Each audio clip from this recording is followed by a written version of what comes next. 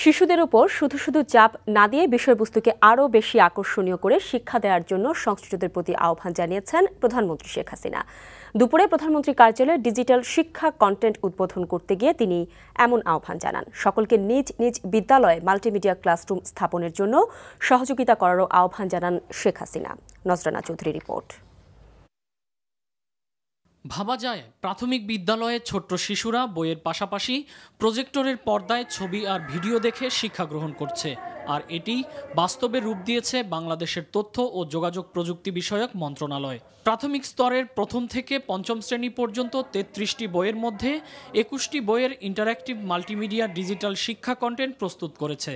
আর এ কাজে তাদের সহায়তা করেছে পাঠ্যপুস্তক বোর্ড, প্রাথমিক ও গণশিক্ষা বিষয়ক মন্ত্রণালয়, বেসরকারি সংস্থা ব্র্যাক ও সেভ দ্য চিলড্রেন।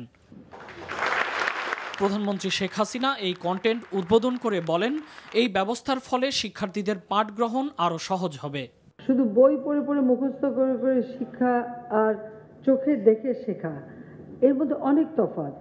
আমরা বই পড়ে শিখতে পারি, মুখস্থ করব, কণ্ঠস্থ করব, ছোটস্থ করব, লিখব, এটা ঠিক, কিন্তু সাথে সাথে একটা জিনিস যখন আমরা চোখে দেখি সেটা কিন্তু আমাদের ভিতরে থেকে যায় এবং আমরা সুন্দরভাবে জানতে পারি, বুঝতে পারি।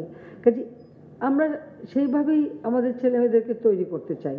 ধীরে ধীরে প্রাথমিকের বাকি বইগুলো এবং মাধ্যমিকের বইগুলোর কন্টেন্টও ডিজিটাল করা হবে বলে জানান প্রধানমন্ত্রী। সারা দেশের ১৫০০ প্রাথমিক বিদ্যালয়ে মাল্টিমিডিয়া ক্লাসরুম আছে আর ৫০০০ বিদ্যালয়ে ল্যাপটপ আছে।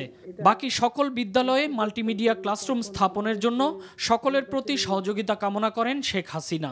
প্রত্যেক একটা উদ্যোগ নেন না, যে আপনি আপনার সেই পুরনো স্কুল যেখানে অনেক ছোটবেলার খেলার স্মৃতি রেখে এসেছেন, পড়ার স্মৃতি রেখে এসেছেন, সেই স্কুলগুলিতে অন্তত কেউ একটা মাল্টিমিডিয়া প্রজেক্টর দিলেন, কেউ একটা ল্যাপটপ দিলেন, এভাবে একটা উপহার হিসেবে আপনার স্কুলকে আপনি দেন।